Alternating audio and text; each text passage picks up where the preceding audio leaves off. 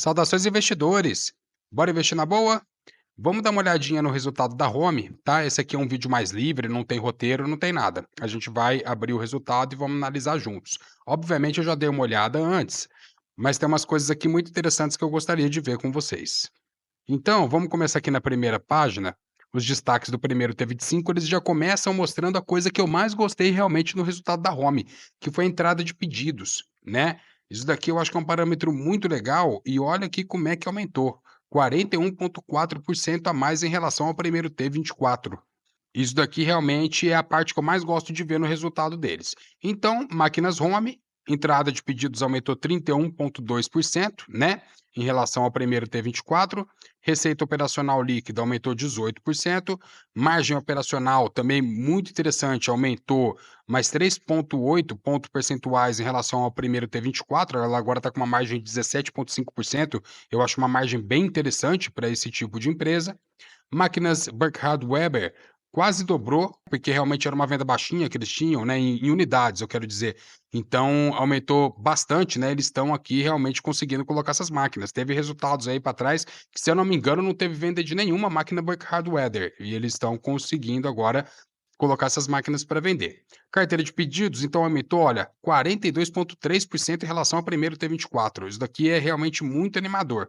Eu gosto bastante. A gente vai perceber aí no resultado que isso não se traduz imediatamente em receita, em lucratividade, porque muitas vezes está em descompasso, né? A carteira de pedidos com o caixa da empresa. Só quer dizer que esse volume de dinheiro não entrou agora, ou então ele pode entrar parcelado, ou ele pode entrar mais para frente. Aqui a gente olha os indicadores econômicos, utilização da capacidade instalada, né? Aqui eles estão colocando por meses e pelos anos, né? Então a gente vê aqui, ó, que de 2025 começou mais ou menos, como nos outros anos, um pouquinho melhor. Então, entre 2020 e 25, 2025 foi o ano que começou aqui, ó, janeiro e fevereiro, tá com uma capacidade instalada sendo mais utilizada, ó, 69%.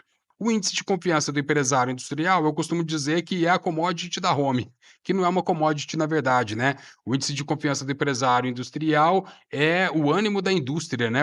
Como que a indústria está animada para fazer novos investimentos, para aumentar o seu CAPEX, para aumentar a sua capacidade produtiva. A Home entra diretamente nisso, porque a Home vende ferramentas para a indústria, ela vende máquinas que são máquinas injetoras, torno CNCs, robôs, todo tipo de máquina para a indústria. Então, quando a indústria está aquecida, quando a indústria está animada, está querendo investir, está querendo aumentar suas capacidades de produção, a Home se dá bem. Quando acontece o contrário, que a indústria está com medo de investir, a Home também sofre junto, né?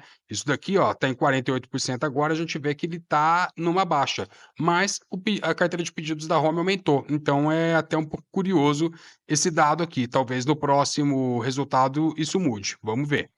Aqui as unidades de negócio, eles estão dividindo quais setores da indústria estão comprando as máquinas, né? Quem que está comprando máquinas Home. Então tá aqui, ó, que é a venda maior da Home. As máquinas Burkhardt Weber estão aqui, né? Dividido por setor.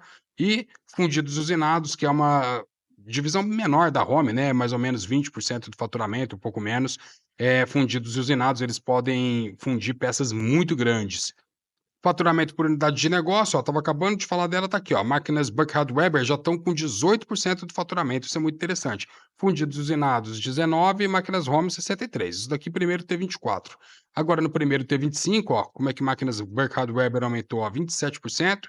Fundidos usinados perdeu um pouquinho da fatia, mas é porque aumentou como um todo, e 57% de máquinas Home. Receita operacional líquida, aqui a gente vê que entre o primeiro T de 24 e o primeiro T de 25 teve um aumento aqui de uns 20 e tantos por cento. Mas como eu falei, nem sempre o caixa está em compasso com a carteira de pedidos. É interessante a gente passar uma régua aqui e ver o faturamento anualizado ou coisa assim, para ficar mais fácil de entender qual que foi o real desempenho da Home. Aqui, faturamento por região geográfica, isso aqui é interessante, depois eu vou comentar um pouco sobre isso, né? Sobre essa traquinagem que o Trump andou fazendo aí, e se isso pode impactar a Home ou não. É claro que não dá para cravar, a gente não tem bola de cristal, mas eu acho que a Home pode se beneficiar disso sim, não é só soja e carne não.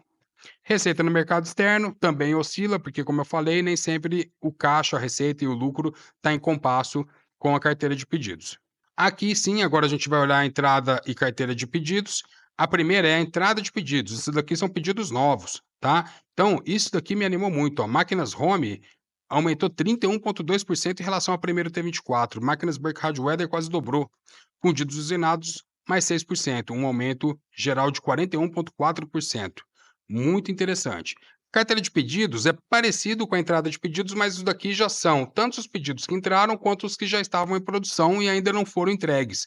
Então, a gente vê que máquinas home também, ó, se a gente considerar a carteira total, ela teve um aumento aqui, ó, de 37,3% entre o primeiro T24 e o primeiro T25, 42% para Burkhardt Weber e fundidos usinados 11,3%. Muito bom essa parte do resultado. Resultados e margens.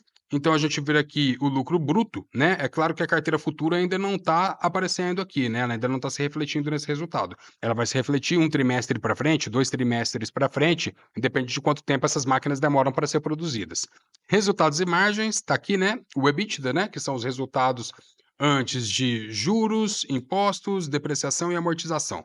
18,2 milhões em um T24, 18 milhões em um T25. E aqui o lucro líquido, 9,2 milhões em um T24, 10,1 milhões em um T25. Esses resultados financeiros, eles têm muito ruído que estão influenciando neles e às vezes a gente perde muito tempo para entender e também não importa muito. O que importa realmente é o que vem pela frente, né? Pelo menos na minha concepção. Posição financeira, isso daqui é muito importante nesse momento para qualquer empresa investida, gente. Isso daqui, no momento de Selic a 14%, vamos ficar de olho. A Home, como sempre, tem uma gestão de caixa muito saudável, muito cuidadosa, muito boa. Então, a gente vê isso aqui refletido de cara, ó. 295 milhões eles têm guardados aqui em CDBs e outros tipos de depósitos, e a dívida deles para longo prazo, 401 milhões. Isso daí até 2028, depois de 2028. Então, quer dizer, tudo que eles devem, tudo que eles têm de dívida até 2027, eles já têm praticamente guardado no caixa.